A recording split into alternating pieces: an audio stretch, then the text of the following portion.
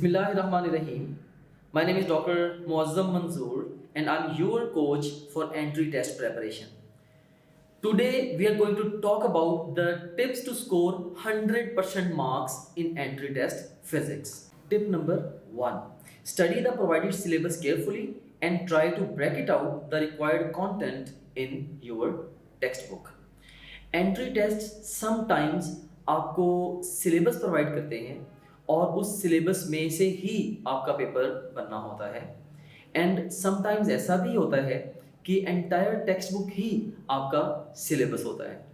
तो मैं आपको ये बताना चाहता हूँ कि अगर कंसर्न्ड अथॉरिटी ने कोई सिलेबस प्रेस्क्राइब किया है तो आपको ये चाहिए कि उस सिलेबस का प्रिंट आउट ले लें और उसको ध्यान से स्टडी करें और स्टडी करते हुए आप अपनी टेक्स्ट बुक में डिफरेंट एरियाज को ब्रैकेट आउट कर लें कि सिलेबस के मुताबिक ये वाला कंटेंट एग्जाम के लिए रेलेवेंट है। So it's very very important here and also try to identify the major areas of focus. अब सिलेबस में मैनी टाइम्स उन्होंने लर्निंग आउटकम्स भी दिए होते हैं कि इस पर्टिकुलर टॉपिक में we want you to learn these things. So उससे हमें अंदाज़ा होता है कि कितनी डेप्थ में क्वेश्चंस पूछे जाएंगे उस पर्टिकुलर टॉपिक को लेके। और समटाइम्स कुछ सिलेबस में उन्होंने TOS दिया होता है, that is table of specifications, जिसकी मदद से ये बताया होता है कि इस पर्टिकुलर यूनिट से इतने क्वेश्चंस आपसे एग्जाम में पूछे जाएंगे। सो ओवरऑल टेंडेंसी मैंने ये देखी है कि अगर किसी यूनिट से क्वेश्चंस का नंबर ज़्यादा होता है तो अमूमन उन यूनिट्स में से जो क्वेश्चंस का डिफ़िकल्टी लेवल है वो भी ज़्यादा होता है। तो यहाँ से आपको उसका भी अंदाज़ा होता है। सो बहरहाल इम्पॉर्टेंट बात ये है कि अगर आपकी जो कंसर्न यूनिवर्सिटी या टेस्टिंग अथॉरिटी है, अगर उन्होंने आपके लिए कोई सिलेबस प्रेस्क्राइब किया है उसका प्रिंट आउट लेना, प्रिंट आउट को स्टडी करना और उसके अकॉर्डिंगली टेक्स्ट बुक पे एरियाज़ को ब्रैकेट आउट करना और ख़ास तौर पे ये देखना कि सिलेबस में उन्होंने किन चीज़ों पे ज़्यादा एम्फोसाइज किया है, ये एग्जाम के लिए इंपॉर्टेंट है। हाँ, समटाइम्स यूनिवर्सिटीज़ कोई सिलेबस स्पेसिफिकली प्रेस्क्राइब नहीं करती, उस सिचुएशन में ऑफ कोर्स आपकी जो टेक्स्ट बुक है वही आपका सिलेबस बन जाती है। It takes us to tip number 2, use textbook and topgrade.bk only. देखें, आपके एग्जाम के पॉइंट ऑफ व्यू से जो आपका न्यूक्लियस है वो आपकी टेक्स्ट बुक है, राइट? और हर वो चीज़ आपके एग्जाम के लिए अहम है वो टेक्स्ट बुक के अंदर है according to your syllabus, right? And हर वो चीज़ भी अहम हो सकती है जो टेक्स्ट बुक को समझने में मदद देती है। ऐसा कोई भी कंटेंट, कोई भी क्वेश्चन, कोई lecture, any material, any book, anything जो कि आपको टेक्स्ट बुक से दूर लेके जाती है, आप समझ जाएं कि वो एग्जाम से आपको अवे लेके जा रही है, वो मिसडायरेक्टेड प्रिपरेशन आपकी करवाने जा रही है। सो text book is the nucleus of the preparation. अब बड़ी दफ़ा स्टूडेंट्स क्या करते हैं, वो टेक्स्ट बुक्स के साथ बहुत ज़्यादा किस्म के स्टडी रिसोर्सेज को ऑप्ट कर लेते हैं और रिजल्टेंटली क्या होता है, वो एग्ज़ाम में अच्छा परफॉर्म नहीं कर पाते।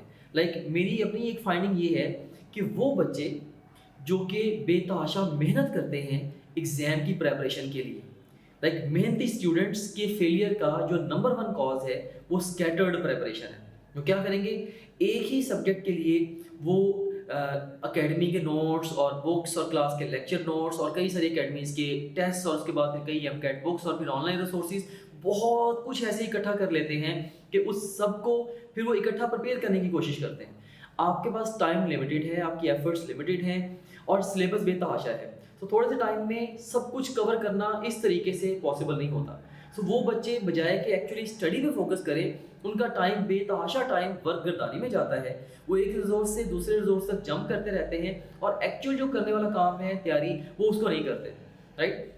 सो इसीलिए मैं ये एडवाइस करूँगा कि आपने जो अपने स्टडी रिसोर्सेज हैं उन्हें बहुत ही सेंसिबली एंड वाइजली चूज़ करना है। और अगर आप मेरे से पूछें, मैं ये कहूँगा आपको बस अपने सब्जेक्ट की तैयारी के लिए 2 ही चीज़ें चाहिए।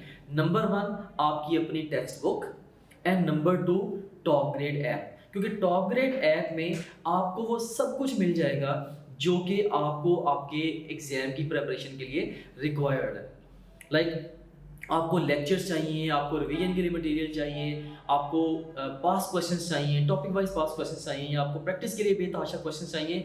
सो ये सब कुछ ही आपको टॉप ग्रेड ऐप पे मिल जाएगा। बल्कि मैं तो ये कहता हूँ कि आप सारी की सारी अकेडमीज़ के रिसोर्सेज को और इवन ऑनलाइन अकेडमीज़ के रिसोर्सेज को कंबाइन कर लें, अकेले टॉप ग्रेड ऐप के अंदर इतना कंटेंट है कि उस सारे कंटेंट पे भारी है। बस सिर्फ ये है कि हमने उस सारे के सारे कंटेंट को बड़े एक्स्ट्रा ऑर्डिनरी वे में ऑर्गेनाइज कर दिया। तो जहाँ पे आपने इतने सारे स्कैटर्ड रिसोर्सेज के थ्रू जो काम कवर करना है, हम उससे हाफ या उससे भी लेस टाइम के अंदर हम आपसे उससे कहीं ज़्यादा बेहतर अंदाज में वो सेम कंटेंट कवर करवा देंगे, राइट। सो हमारे और सबसे बड़ी बात ये है टॉप ग्रेड ऐप की, या जो अहम तरीन बात है वो ये है कि हम फोकस करते हैं आपके एग्जाम के ऊपर, राइट। हमारा जो फोकस है हमारी ऐप का पूरा लेजर बीम की तरह आपके एग्जाम के ऊपर है। मैंने आपको जैसे अभी ये बताया है कि टेक्स्ट बुक आपकी प्रिपरेशन का न्यूक्लियस है। सो टॉप ग्रेड के जो लेक्चर्स हैं वो भी टेक्स्ट बुक के गिर्द घूमते हैं, और उसके बाद लेक्चर्स के बाद फिर हमारे जो रिवीजन नोट्स हैं, और इवन उसके बाद हमारे पास्ट पेपर्स के टेस्ट हैं या क्वेश्चन बैंक के टेस्ट हैं, हर चीज़ आपकी टेक्स्ट बुक के गिर्द घूमती है।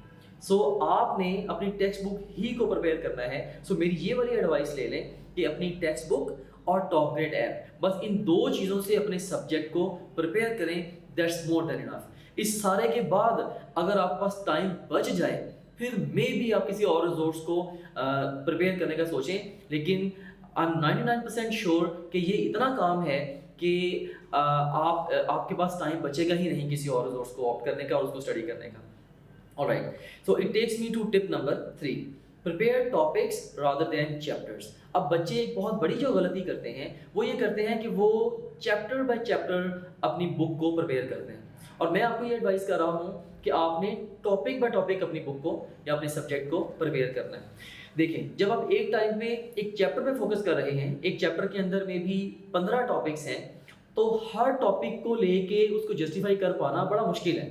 फॉर एग्जाम्पल, अब जस्ट इमेजिन करें ना कि आप एक चैप्टर पूरे का लेक्चर सुनते हैं, फिर उस पूरे चैप्टर की रिवीजन करते हैं, फिर आप उस पूरे चैप्टर का इकट्ठा टेस्ट दे देते हैं।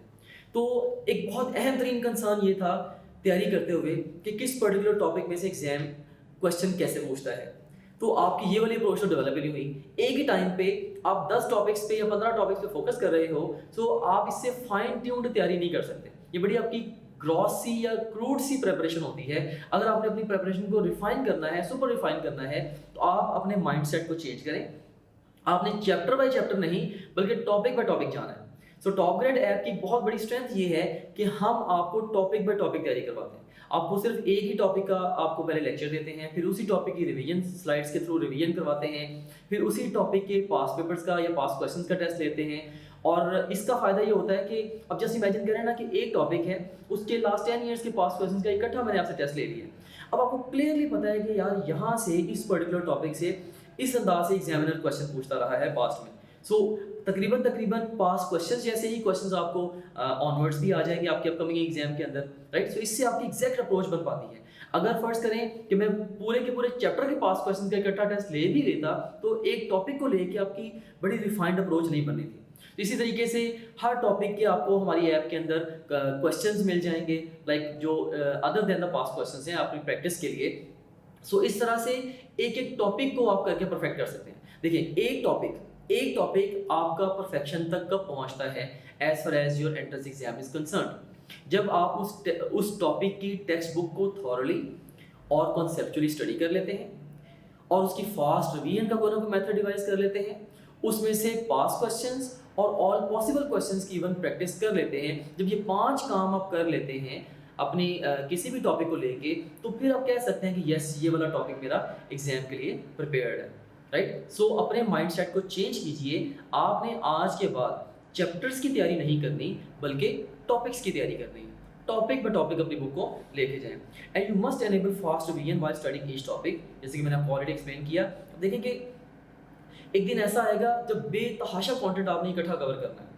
सो जब तक आप टेक्स्ट बुक को पढ़ते हुए या टॉपिक को प्रिपेयर करते हुए सब्सिक्वेंट रिवीजन्स के लिए ट्रैक नहीं छोड़ेंगे या ये मैनेज नहीं करेंगे या ये सोचेंगे नहीं कि मैंने आइंदा इसको कैसे रिवाइज करना है, ऑफ कोर्स आप अच्छे से उसको नहीं प्रिपेयर कर पाएंगे, राइट। अच्छे से रिवाइज नहीं कर पाएंगे लास्ट डेज में जाके। और मल्टीपल रिवीजन्स एग्जाम में अच्छा स्कोर लेने के लिए बहुत ही ज़्यादा अहम हुआ करती है। बल्कि इसका एक बड़ा स्ट्रॉन्ग पैरामीटर है कि अगर एक टॉपिक आज आपने फर्स्ट करेंगे 60 मिनट्स में स्टडी किया है ना, तो सेकंड टाइम जब आप उसको रिवाइज करेंगे आपके 30 मिनट से ज़्यादा नहीं लगने चाहिए, और थर्ड टाइम 15 मिनट, और उसके बाद फिर 7.5 मिनट। सो एवरी टाइम जब आप टॉपिक को पढ़ेंगे या रिवाइज करेंगे तो प्रीवियस रिवीजन की निस्बत आधा टाइम लगना चाहिए। अगर ऐसा नहीं हो रहा, इसका मतलब ये है कि आपका जो प्रेपरेटरी मेथड है वो अप टू द मार्क नहीं है, आप ट्रूली अपनी फास्ट रिवीजन को एनेबल नहीं कर रहे हैं। सो आई होप कि आप क्लियरली अंडरस्टैंड कर रहे हैं कि टॉपिक को पढ़ते हुए फास्ट रिवीजन को एनेबल करने का क्या मतलब है। और टॉप ग्रेड ऐप में खास तौर पे फास्ट रिवीजन को कवर करने के लिए we have given the playable slides. So playable slides of top grade app will be of great help for you. ठीक है, वो जो मैं कह रहा हूँ ना कि एवरी टाइम आपने आधे टाइम में रिवीजन करनी है, तो इंशाल्लाह अगर आप प्लेएबल स्लाइड्स के थ्रू जाएंगे, तो इसके थ्रू अगर रिवीजन की अपनी हैबिट बना लेंगे, इससे ये वाला ऑब्जेक्टिव आपका ऑटोमेटिकली मीट हो जाएगा। It takes me to tip number 4। Allocate time to topics not according to their length but their importance for the exam। अब बच्चे आम तौर पे क्या करते हैं, वो देखते हैं कि जो टॉपिक ज़्यादा लेंथी है उसको ज़्यादा टाइम दे देते हैं और जो टॉपिक शॉर्ट है उसको कम टाइम देते हैं। ये एक गलत तरीकाकार है।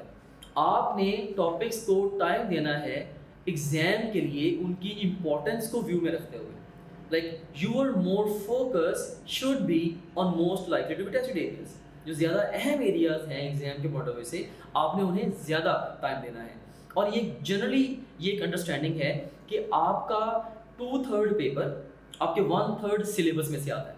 अब उस 1/3 सिलेबस को आइडेंटिफाई करना अपनी टेक्स्ट बुक के अंदर कि यार ये टॉपिक्स खास तौर पे एग्जाम फोकस में लेता है, या ये वाले चैप्टर्स, इन चैप्टर्स में ये वाले टॉपिक्स एग्जाम खास तौर पे फोकस में लेता है, उनको प्रायोरिटाइज करके प्रिपेयर करना ये इनक्रेडिबली इंपॉर्टेंट है to score good on your exam. So prioritize your topics according to the importance as well as according to the difficulty. So एक तो मैंने बता दिया कि इंपॉर्टेंस के हिसाब से उनको प्रायोरिटाइज करें। सेकंड जो प्रायोरिटाइजेशन है टॉपिक्स की, वो अपने डिफिकल्टी के हिसाब से भी करनी है। ठीक है, कि लाइक आपकी जो आपकी टेक्स्ट बुक के अंदर टॉपिक्स को आप समझ लेंगे, आपने हर टॉपिक को ना दो तरह से प्रायोरिटाइज करना है। एक उसकी इंपॉर्टेंस के लिहाज से, मे बी इंपॉर्टेंस के लिहाज से एक गिवन टॉपिक उसकी इंपॉर्टेंस हाई है या मीडियम है या लो है, राइट। इसी तरीके से फिर डिफ़िकल्टी के हिसाब से आप टॉपिक्स को प्रायोरिटाइज करेंगे कि उनकी डिफ़िकल्टी के पॉइंट ऑफ व्यू से वो डिफ़िकल्टी हाई है या मीडियम है या लो है, राइट। सो इम्पोर्टेंस के लिहाज से प्रायोरिटाइज करना ये आपको अलाउ करेगा कि आपने पहले उन चीज़ों को कवर करना है जहाँ से ज़्यादा पेपर आना है। और डिफ़िकल्टी के लिहाज से मैं प्रायोरिटाइज इसलिए करने का कह रहा हूँ कि उसके अकॉर्डिंगली आप चीज़ों को टाइम कैप कर पाएंगे। अब जस्ट इमेजिन करें कि एक वेरी डिफिकल्ट या हाईली डिफिकल्ट टॉपिक है या जिसका डिफिकल्टी लेवल हाई है, लेकिन उसकी एग्जाम के लिए इंपॉर्टेंस लो है। अब आपको खुद ही पता होगा कि यार मैंने इस टॉपिक को 15 मिनट से ज़्यादा टाइम या 20 मिनट से ज़्यादा टाइम नहीं देना, क्योंकि ठीक है डिफिकल्ट तो बहुत ज़्यादा है लेकिन एग्जाम के लिए इतना इंपॉर्टेंट भी नहीं है, राइट। सो ये मेरी ओवरऑल टिप है कि हर टॉपिक को आप इम्पोर्टेंस और डिफिकल्टी और दोनों के लिए हाई, मीडियम और लो, इन तीनों कैटेगरीज में आप उनको डिवाइड कर लें। अब आपने करना क्या है, प्रैक्टिकल काम मैं आपको देता हूँ या एक असाइनमेंट मैं आपको दे रहा हूँ, ये काम आप कर लें अभी, राइट। ये काम क्या है कि आपने सबसे पहले अपनी टेक्स्ट बुक को ओपन करना है और इंडेक्स में जाना है। इंडेक्स में जाके आपने ये देखना है कि किन चैप्टर्स पे एग्जाम का फोकस ज़्यादा है और किन पे मीडियम फोकस है, किन पे रिलेटिवली कम फोकस है। सो हर चैप्टर को आप तीनों में से कोई एक इंपॉर्टेंस मेंशन कर दें हर चैप्टर के नाम के साथ कि उसकी इंपॉर्टेंस हाई है, मीडियम है या लो है। और फिर हर चैप्टर में आप हर टॉपिक के थ्रू जाएं और हर टॉपिक के साथ आप मेंशन करें कि उसकी जो इंपॉर्टेंस है वो हाई है, मीडियम है या लो है।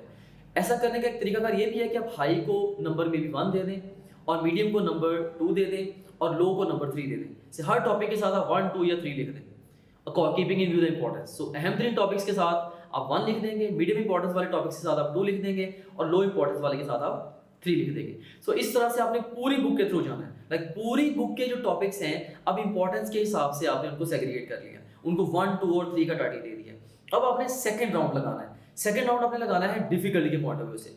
अब डिफिकल्टी के पॉइंट ऑफ व्यू से अगर हम बात करें, देखिए आपकी बुक में 3 तरह के एरियाज हैं। एक वो है जो आपने पढ़े हैं और आपको आते भी हैं, एक वो है जो आपने पढ़े हैं लेकिन आपको आते नहीं हैं अभी, और एक वो एरियाज भी हैं जो आपने ना पढ़े हैं और ना ही आपको आते हैं।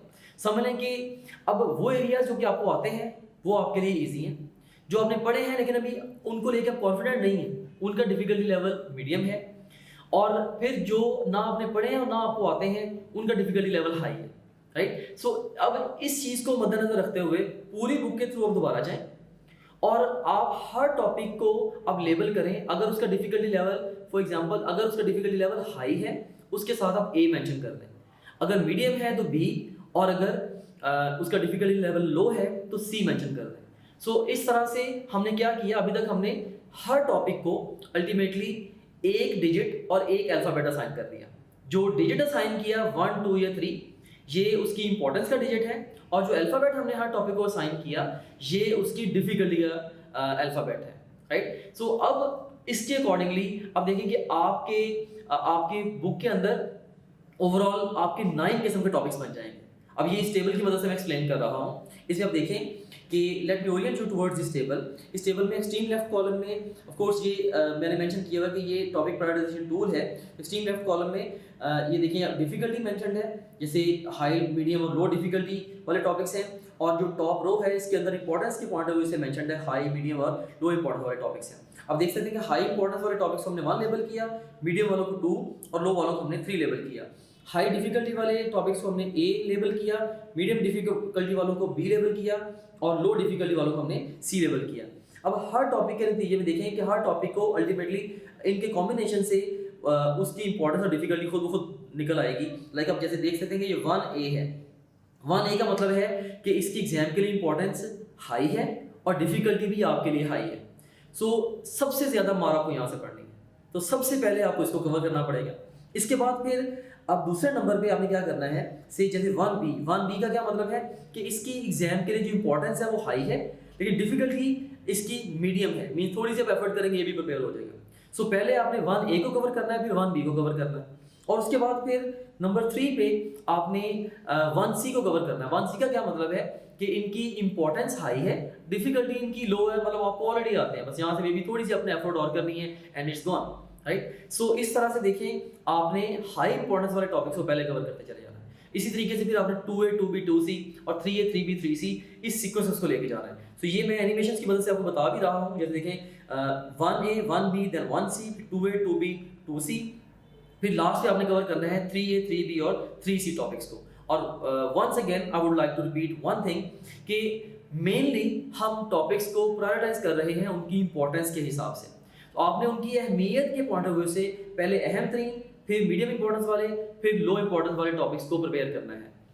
जो मैंने डिफिकल्टी का टैग साथ लगवाया है या डिफिकल्टी का अल्फाबेट लगवाया है वो उसका सिर्फ एक क्लियरली स्टेटेड ऑब्जेक्टिव है। वो क्या है कि आपने उस टॉपिक को टाइम कितना देना है, ठीक है। सो अगर टॉपिक की डिफिकल्टी भी हाई है, इंपॉर्टेंस भी हाई है, तो आपने उसको टाइम मैक्सिमम टाइम दे देना है। अगर उसकी डिफिकल्टी लेवल हाई है और उसकी इंपॉर्टेंस लो है, अब आप उसको टाइम कैप कर दें, पहले से डिसाइड कर लें बस यार ये 20 मिनट या 30 मिनट में जितना हो गया दैट्स इट, उसके अलावा मैंने इस पर एफर्ट करनी ही नहीं है, राइट। सो ये इस तरीके से आप राइट वे में चीज़ों को प्रायोरिटाइज करके आगे लेके जा पाएंगे अपनी तैयारी को। अदरवाइज होता ये है बच्चे किसी लो इंपॉर्टेंस वाले टॉपिक को पकड़ लेते हैं और उसके साथ घंटों गुजार देते हैं, और उसकी कॉस्ट उनको ये बियर करनी पड़ती है कि बहुत सारे उसी चैप्टर के अंदर दूसरे अहम टॉपिक्स या इवन दूसरे चैप्टर्स के अंदर जो टॉपिक्स हैं वो कॉम्प्रोमाइज हो जाते हैं, राइट। सो वो जो अहम तरीन है जहाँ से ज़्यादा पेपर आना था वो तैयार नहीं किए, और जो कम फोकस वाले एरियाज हैं उनको पकड़ के प्रिपेयर कर दिया, राइट। सो ये वाला जो टूल है, ये टेबल आपको इस प्रॉब्लम से बचाएगा। It takes me to tip number 5। अब टिप नंबर 5 क्या है, attempt past questions from top grade app before preparing any particular topic. खास तौर पे अगर आप एंट्री टेस्ट की तैयारी कर रहे हैं तो एफएससी के दौरान आपने अपने सारे सिलेबस को पढ़ा हुआ है, मे बी आप बहुत ज़्यादा कॉन्फिडेंट नहीं भी हैं, मे बी आप कहें कि मुझे बहुत सारी चीज़ें भूल चुकी हैं, इसलिए आप टेक्स्ट बुक को दोबारा एकदम से पढ़ना चाह रहे हैं। तो मैं आपको ये एडवाइस करूँगा, देखिए अब 2 अप्रोचेज हैं, मैं इसको ज़रा प्रैक्टिकली डिस्कस करता हूँ। इमेजिन करें कि आपने सेकेंड ईयर का एग्जाम दे दिया और फर्स्ट ईयर का एक टॉपिक है, मे बी प्रोजेक्टाइल मोशन है। अब आपने इसको प्रिपेयर करना है, या कोई भी गिवन टॉपिक है, आपके इसी सब्जेक्ट है जिसकी बात कर रहे हैं, इसी का कोई गिवन टॉपिक है, ठीक है, आपने उसको प्रिपेयर करना है। तो अगर आप उसको प्रिपेयर करेंगे तो उसमें आपने एक्चुअली कन्वेंशनली आप क्या करेंगे, आप टेक्स्ट बुक को पढ़ेंगे, लेकिन टेक्स्ट बुक को पढ़ते हुए आपके दिमाग में ये होगा ही नहीं कि एंट्री टेस्ट में यहाँ से क्वेश्चन कैसे आते हैं। सो आप उस टॉपिक को पढ़ेंगे अपनी आंख से, फिर पढ़ने के बाद फिर आप मे बी क्वेश्चंस को अटेम्प्ट करेंगे या पास क्वेश्चन को अटेम्प्ट करेंगे। फिर पास क्वेश्चंस को अटेम्प्ट करने के बाद आपको समझ आएगी ओ एग्जामिनर इस पे इसी तरीके से फोकस कर रहा है, फिर आप बुक को दोबारा आके पढ़ेंगे इम्तिहान की आंख से। तो मैं ये कहता हूँ कि पहले ही रीड अगर आपकी through the eyes of the exam हो जाए तो ये बेस्ट सिचुएशन होगी। तो पहली read through eyes of exam देने का क्या तरीकाकार है? अब सबसे पहला काम ये करें, आप उस टॉपिक के पास क्वेश्चंस को अटेम्प्ट कर लें। भले आप उनके आंसर भी ना देखें, आप अपनी गलती से भी सीखें भी ना, सिर्फ इवन अगर आप क्वेश्चंस को रीड ही कर लेना, तो इवन क्वेश्चंस को रीड करने से क्या होगा, आपकी एक अप्रोच डेवलप हो जाएगी कि इस टॉपिक में से एग्जाम इस तरीके से फोकस करता है या एग्जामिनर इस तरीके से क्वेश्चन पूछता है। सो हर टॉपिक के अंदर से ना क्वेश्चन पूछने के एंगल्स होते हैं। मे बी एक टॉपिक में से सिर्फ 3 तरीके से क्वेश्चन पूछा जाता है, एक में से 6 तरीके से क्वेश्चन पूछा जाता है। सो अगर वो एंगल्स आपके समझ में आ जाते हैं, ऑटोमेटिकली आप बुक पढ़ते हुए उन सारे एंगल्स पे काम कर जाते हैं। सो अगर पास क्वेश्चंस को अटेम्प्ट करने के बाद आप टेक्स्ट बुक पढ़ेंगे, आप टेक्स्ट बुक को इम्तिहान की आंख से पढ़ेंगे, आपकी आंखों को कैसा चश्मा लगा होगा जिसके थ्रू आपको टेक्स्ट बुक में आपका अपकमिंग एग्जाम नजर आ रहा होगा, यार यहाँ से ऐसे सवाल आना है, राइट। तो ये एक बहुत ही इंपॉर्टेंट और बहुत ही पिवटल स्टेप है। ये one of the most important and even the most missed step भी है। बहुत सारे बच्चे ये काम नहीं करते, या तो पास क्वेश्चन की प्रैक्टिस सिरे से नहीं करते, या सारी मेहनत करने के बाद एंड पे जाके पास क्वेश्चन की प्रैक्टिस करते हैं। ठीक है, याद रखना कि पास क्वेश्चंस को पहले प्रैक्टिस करना इसलिए जरूरी है ताकि आपकी तैयारी अकॉर्डिंगली हो सके। अगर आपने तैयारी पहले अपनी आंख से कर ली, अपनी मर्जी से कर ली, और बाद में आपने इवैल्यूएट करने के लिए पास क्वेश्चंस की प्रैक्टिस की, तो आपकी प्रिपरेशन तो अपग्रेड ना हुई, और हमारा असल मकसद अपने आप को खुश करने से ज्यादा अपनी एक्चुअली तैयारी को कैरी करना है। ठीक है, सो अगर पास क्वेश्चन आपने अटेम्प्ट किए हैं, 50 अटेम्प्ट किए हैं, उसमें से आपके 40 भी गलत हो गए हैं, नो प्रॉब्लम एट ऑल, क्योंकि गलत कर लिए, अच्छा हुआ। आप टेक्स्ट बुक को पढ़ेंगे, ऑटोमेटिकली आप बहुत कुछ सीख जाएंगे। फिर जब आप दोबारा टेक्स्ट बुक को पढ़ के अब पास क्वेश्चन को अटेम्प्ट करेंगे, अब मे बी आप सारे ठीक करेंगे। सो इस तरह से आपकी जो प्रेपरेशन है वो कैलिब्रेट हो जाएगी इस पर्टिकुलर टॉपिक की with the real exam. So ये एक बहुत ही इंपॉर्टेंट टिप है for preparation of any particular topic. It brings us to tip number 6, do focus on examples, graphs, side tables and exercises. So physics के subject को prepare करते हुए आपने जो बुक में एग्जाम्पल्स दी गई हैं उन पे लाजमी फोकस करना है। जो भी ग्राफ्स साइड बाय साइड अगर कुछ टॉपिक्स के अंदर बने हुए हैं, आपने ध्यान से उन ग्राफ्स को एग्जामिन करना है, उनके एक्सिस पे फोकस करना है और उस ग्राफ को इंटरप्रेट करना सीखना है।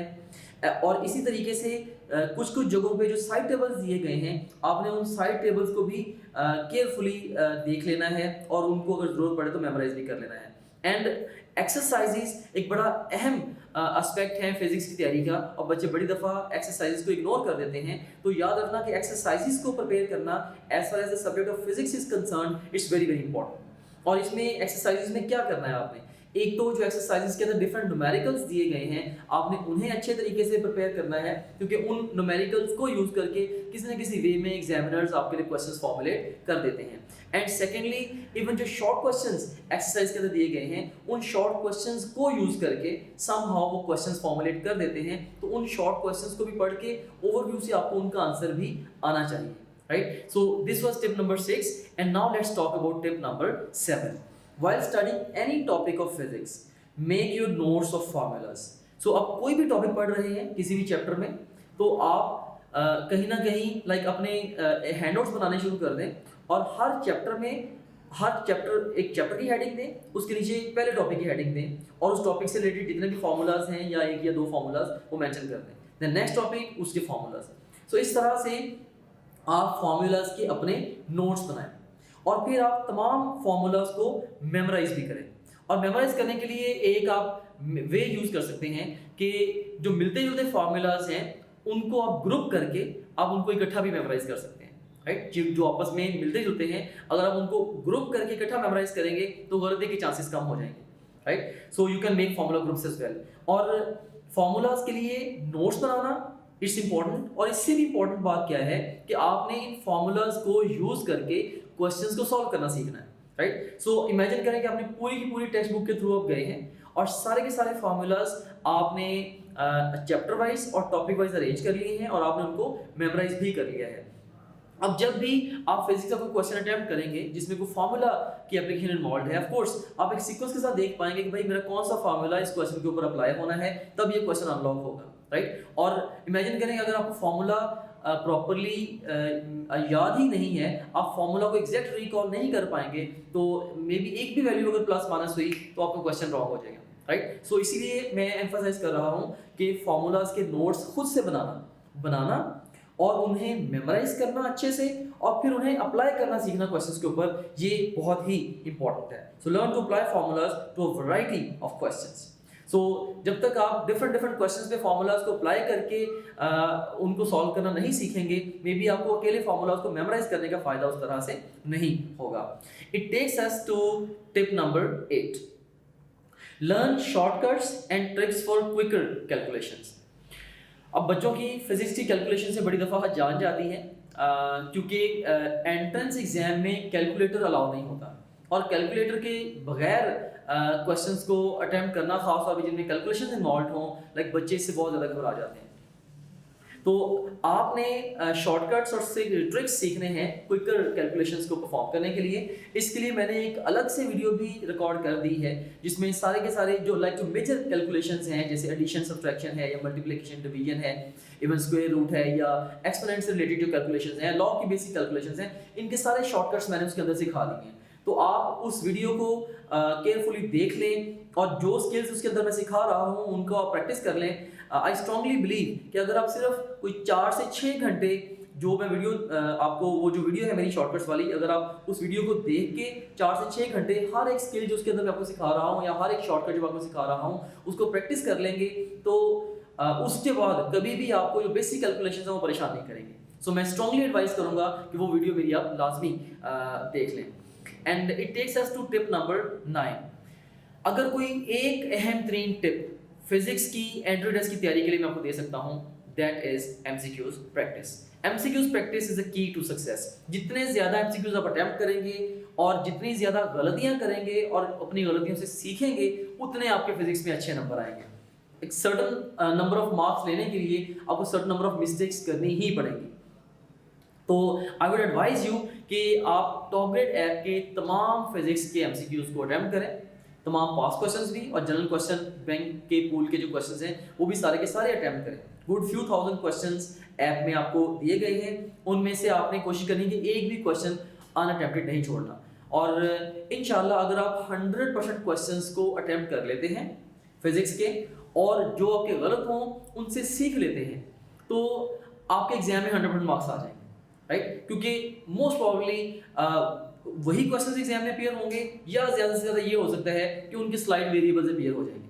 सो ये इतना बड़ा क्वेश्चन पूल हमने दिया ही इसलिए है, लाइक ये पूल है ऑल पॉसिबल क्वेश्चंस का। जब ऑल पॉसिबल क्वेश्चंस हमने दे दिए हैं, लाइक एक टॉपिक है, उस टॉपिक में से बन ही 30 या 40 एमसीक्यू सकते हैं और सारे के सारे हमने आपको ऐप में एक ही जगह पे दे दिए हैं, तो उसके बाद फिर गलती की गुंजाइश रहती नहीं है, राइट। सो इसीलिए मैं बहुत ज़्यादा इस चीज़ को एम्फसाइज करूंगा कि एमसीक्यूज की अपने प्रैक्टिस करनी है। 80% of your time as far as preparation of physics is concerned MCQs की प्रैक्टिस में जाना चाहिए, 80%, राइट। जितनी ज़्यादा प्रैक्टिस होगी उतने आपके अच्छे मार्क्स आएंगे। इसमें बुक रीडिंग से कहीं ज़्यादा इंपॉर्टेंट जो है वो MCQs की प्रैक्टिस है, स्पेशली फिजिक्स की बात कर रहा हूँ। And it takes us to tip number 10, giving a quick read to the glossary at the end of the textbook is worth it. Textbook पे एंड पे जो ग्लॉसरी दी गई है आप उसे क्विक रीड दे दें, इससे एक तो सारी टर्मिनोलॉजीज कोरिलेट करके आप जल्दी से कंप्रीहेंड कर जाएंगे। और अगर ग्लॉसरी की टर्मिनोलॉजीज की डिस्क्रिप्शन को यूज करके एग्जामिनर क्वेश्चन फॉर्मुलेट करता है तो वो डिस्क्रिप्शन आपके लिए नई नहीं होगी, आप उस डिस्क्रिप्शन के साथ मोर फेमिलियर होंगे और आप मोर कॉन्फिडेंस के साथ क्वेश्चन को अटेम्प्ट कर पाएंगे। सो अगर टर्मिनोलॉजी से रिलेटेड क्वेश्चन देना है एग्जामिनर ने, there is a good chance कि वो ग्लॉसरी को यूज करते हुए वो कुछ ना कुछ क्वेश्चन फॉर्मुलेट करते हैं, राइट। सो इसीलिए ग्लॉसरी को फ्यू आवर्स दे देना it's not a bad idea. So I would advise you कि ये भी एक रीड आप दे लें। So that's all about tips to get 100% marks in entry test physics. Hope to see you soon in another video. Allah Hafiz.